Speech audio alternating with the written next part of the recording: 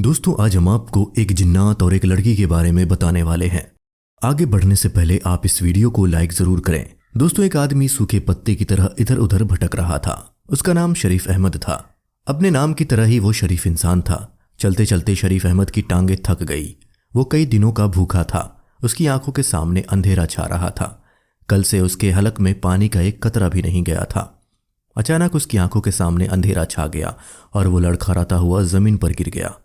जमीन पर गिरते हुए उसे हैरानी हुई, क्योंकि कमीने आदमी को गिरने के लिए बहुत सारी जगह मिल जाती है, मगर शरीफ और ईमानदार आदमी को गिरने के लिए भी पाक और साफ जगह चाहिए होती है। वो जहां गिरा था वो एक दरवाजा था। शरीफ अहमद दरवाजा पकड़कर खड़ा हो गया। उसने सिर उठाकर दरवाजे की तरफ देखा तो वो एक मस्जिद का दरवाजा था, मगर उस दरवाजे पर बड़ा सा ताला लगा हुआ था। शरीफ अहमद की हालत बहुत बुरी थी। भूख की वजह से बुरा हाल था। ऐसे वक्त में आदमी सिर्फ और सिर्फ रोटी का सोचता है, मगर वो सच्चा और शरीफ आदमी था, पक्का मुसलमान था।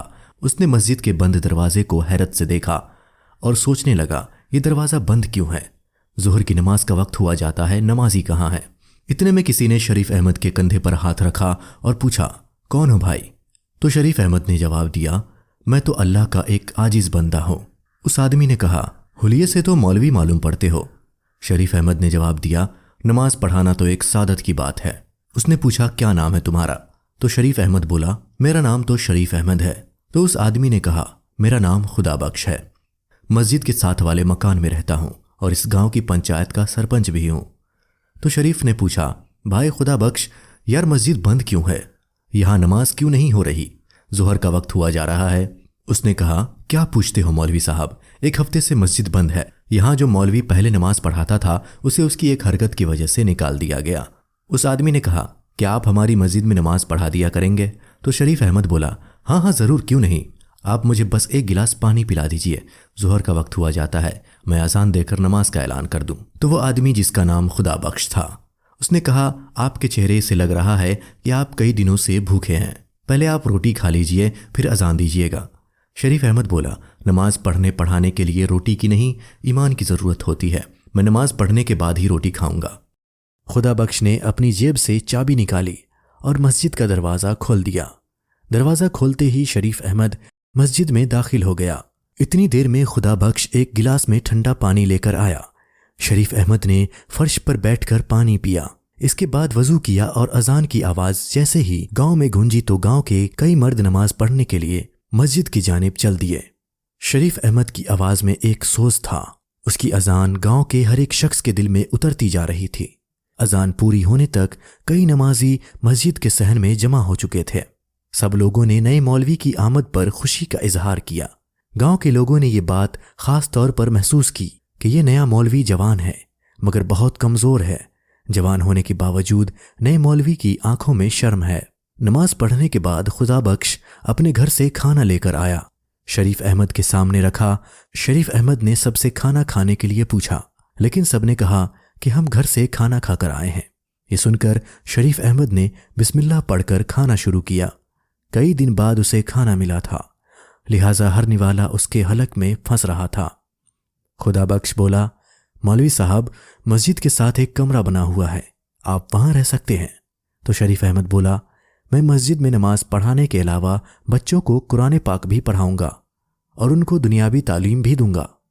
खुदा बख्श ने जवाब दिया, माशा अल्लाह माशा अल्लाह, अल्लाह आपको जज़ा दे। खुदा बख्श के जाने के बाद शरीफ अहमद कमरे में गया और जैसे ही खिड़की खोली तो फौरन उसे बंद कर दिया, क्योंकि खिड़की से खुदा बख्श के घर का सहन साफ नजर आ रहा था और वहां एक जवान लड़की सहन में झाड़ू दे रही थी। जैसे ही शरीफ अहमद ने खिड़की खोली तो उसकी नजरें भी उस लड़की से टकरा गई। लिहाजा घबराकर शरीफ अहमद ने खिड़की बंद कर दी।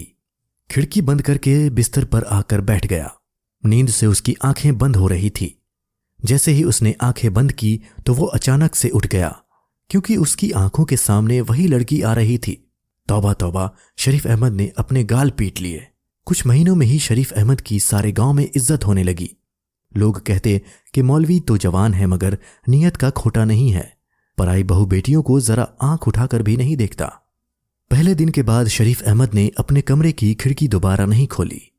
वो सारी रात गर्मी में गुजार देता मगर खिड़की ना खोलता। ہر نماز کے بعد شریف احمد اللہ سے گڑ گڑا کر دعا مانگتا کہ اللہ میری نیت میں کوئی کھوٹ نہیں ہے، میں نے زندگی کی تمام آشائشیں تیری خوشنودی کے لیے ترک کرتی ہیں، مگر یہ منہ زور جوانی پیچھا نہیں چھوڑتی، نفس مجھے بار بار بہکاتا ہے، جب تک میں کسی شریف سادی سے نکاح نہ کر لوں تو میری حفاظت فرما، مجھے ہر قسم کے گناہ سے بچا۔ روتے روتے شریف احمد کی داڑھی آنسوؤں سے تر ہو جاتی۔ ایک دن عصر کی نماز کے بعد خدا بخش گھبرایا ہوا مسجد میں آیا۔ شریف احمد مسجد میں بیٹھا قرآن پاک کی تلاوت کر رہا تھا۔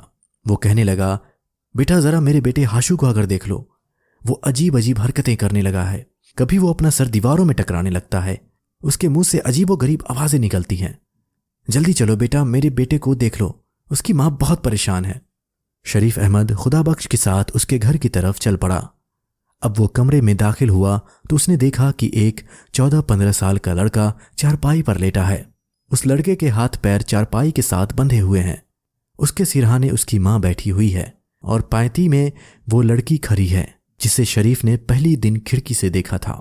شریف کی نظر جیسے ہی لڑکی پر پڑی تو اس نے فوراً آنکھیں نیچی کر لی اور دل ہی دل میں استغفار پڑھنے لگا اور کہا، مجھے ایک صاف گلاس میں پانی لا کر دیں۔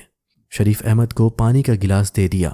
اب آپ لوگ دیوار کے ساتھ کھڑے ہو جائیں اور کوئی میرے کام میں دخل نہیں دے گا۔ اس کے بعد شریف احمد نے ہاشو کے ہاتھ اور پیر کھول دیے اور پھر قرآنی آیت کی تلاوت شروع کر دی۔ شریف احمد نے بلند آواز میں قرآن مجید کی تلاوت شروع کر دی۔ شریف احمد علاج کر ہی رہا تھا، اتنے میں ہاشو کے منہ سے ایک انجانی اور کڑک آواز نکلی، کون ہے تو؟ کیوں مجھے تنگ کر رہا ہے؟ شریف نے کہا، تو کون ہے؟ اس معصوم بچے کو کیوں تنگ کر رہا ہے؟ جن زور سے دہاڑا اور بولا، اس بچے اور اس کے دوست نے مل کر مجھے بہت تنگ کیا ہے، مجھے زخمی کیا ہے۔ تو شریف بولا، اس بچے نے تمہیں کیسے تنگ کیا، کیسے زخمی کیا ہے؟ تو وہ بولا، کل جب میں اس گاؤں سے گزر رہا تھا تو اس وقت میں ایک جانور کے روپ میں تھا، تو اس نے اور اس کے شرارتی دوستوں نے مجھ پر پتھر برسائے تھے۔ تو شریف احمد بولا، یقیناً اس نے بہت غلط حرکت کی ہے، کسی بے زبان کو اس طرح تنگ نہیں کرنا چاہیے۔ میں ہاشو کی طرف سے تم سے معافی مانگتا ہوں اور یقین دلاتا ہوں کہ آئندہ یہ کبھی کسی بے زبان کو تنگ نہیں کرے گا۔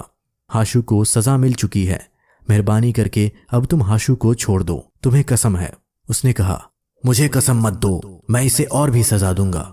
شریف احمد بلند آواز کے ساتھ قرآن کی تلاوت کرنے لگا اور بچا ہوا پانی اس کے اوپر ڈالا تو ہاشو کے منہ سے ایک زوردار چیخ نکلی اور وہ تڑپنے لگا اور کہنے لگا، ہائے ہائے ظالم، مجھے مار ڈالا، جلا ڈالا، اچھا نہیں کیا تو نے مولوی، ابھی تو میں جا رہا ہوں مگر پھر واپس آؤں گا، ضرور آؤں گا۔ اس کے بعد شریف ہاشو کی طرف پڑھا اور کہا، کیسے ہو تم؟ تو اس نے کہا، میں ٹھیک ہوں مولوی بیٹا، تمہارا بہت بڑا احسان ہے ہم پر۔ تو شریف احمد نے کہا، میں نے کوئی احسان نہیں کیا، یہ تو اللہ کے پاک کلام کا اثر ہے، اللہ کے پاک کلام میں بہت برکت ہے۔ یہ کہہ کر شریف احمد نے اپنا بیگ اٹھایا اور ایک قلم اور دوات نکالی۔ دوات کھولتے ہی پورے کمرے میں زعفران کی خوشبو پھیل گئی۔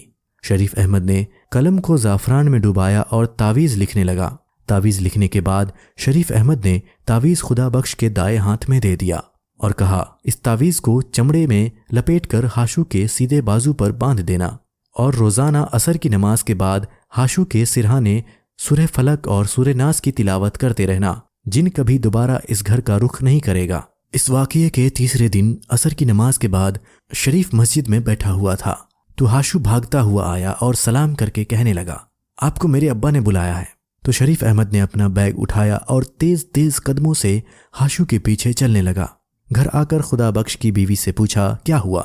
تو اس نے کہا، مولوی بیٹا، نہ جانے کیوں ان جنوں نے میرا ہی گھر دیکھ لیا ہے، پہلے ہاشو پر جن آ گیا تھا اور اب شریفہ۔ تو مولوی شریف احمد بولا، آپ کو کیسے معلوم کہ آپ کی بیٹی شریفہ پر کوئی جن آیا ہے؟ تو اس کی ماں نے اپنی بیٹی کے بارے میں بتا دیا کہ وہ عجیب عجیب حرکتیں کر رہی ہے۔ اس کے بعد شریف سب کے ساتھ اس لڑکی کے کمرے میں گیا اور وظائف کرنے لگا۔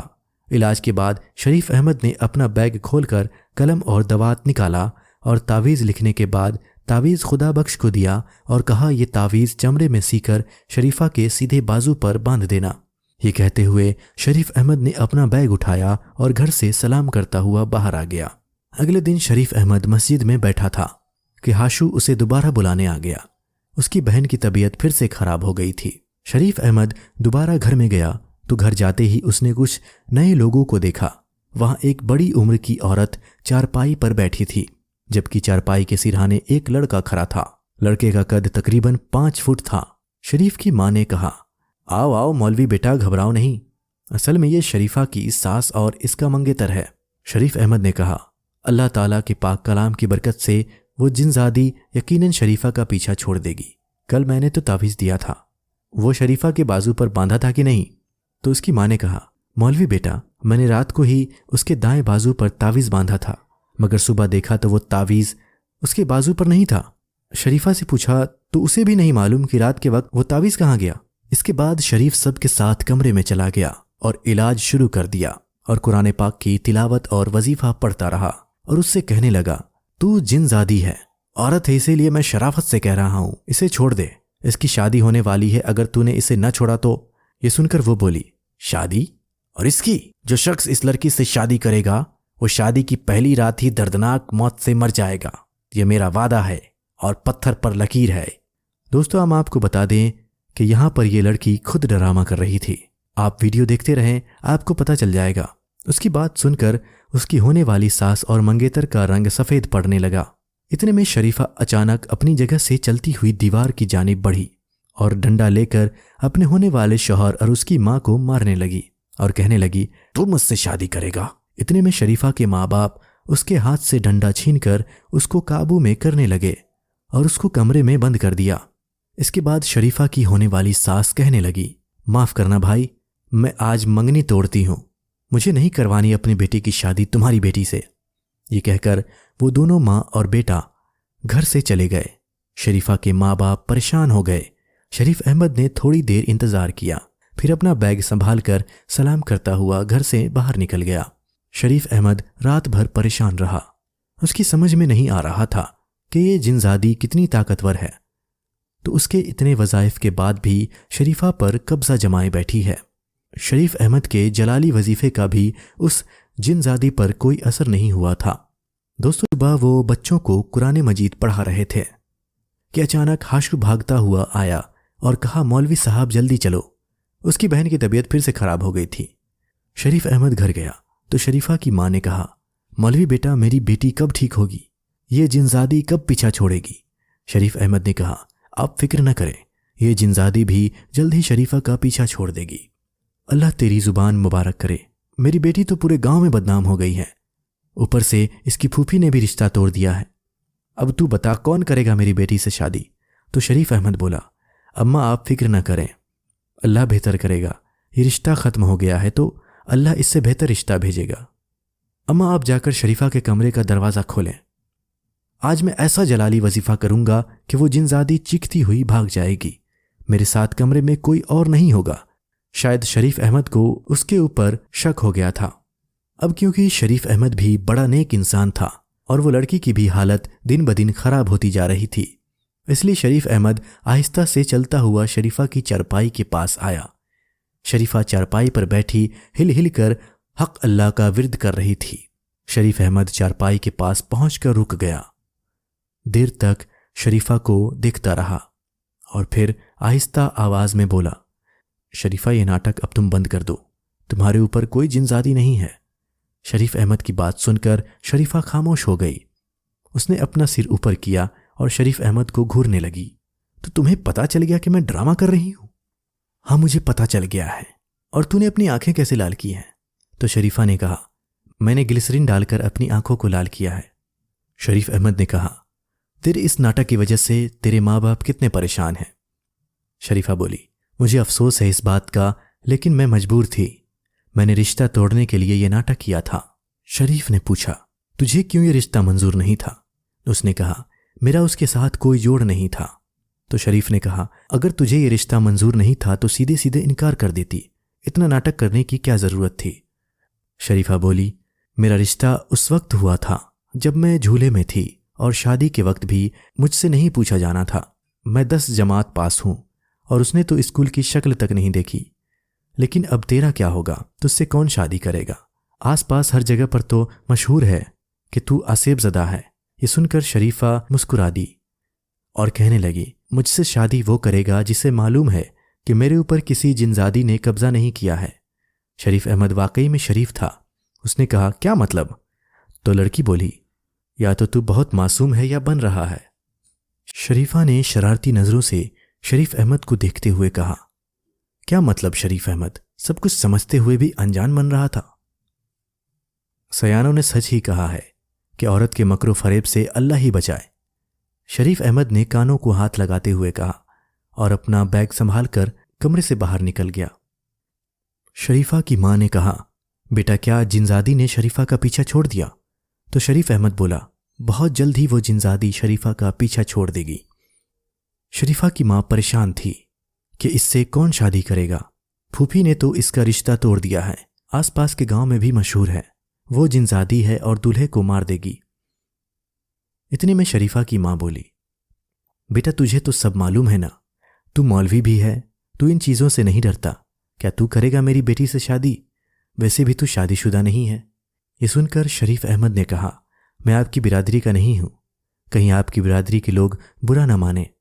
لڑکی کی ماں نے کہا، اس مشکل وقت میں میری برادری کون سا میرے کام آئی ہے جو میں برادری کا برا ماننے کے بارے میں سوچوں؟ اور پھر تو مسلمان بندہ ہے، اس ناطے تو میری برادری کا ہے۔ تو شریف احمد کہنے لگا، پلے گاؤں میں میری خالہ رہتی ہیں، سویرے جا کر ان کو لے آؤں گا، آپ ان سے میری شادی کی بات کر لینا۔ شریف احمد نے اپنی رضامندی ظاہر کرتے ہوئے جواب دیا تھا۔ تو دوستو اس ویڈیو میں اتنا ہی۔ یہ ویڈیو آپ کو کیسی لگی کمنٹ باکس میں ضرور بتائیں۔ اگر آپ کو یہ ویڈیو اچھی لگی تو اس ویڈیو کو لائک کر کے ہمارے چینل کو سبسکرائب کریں۔ ملتے ہیں آپ سے اگلی ویڈیو میں، تب تک کے لیے خدا حافظ۔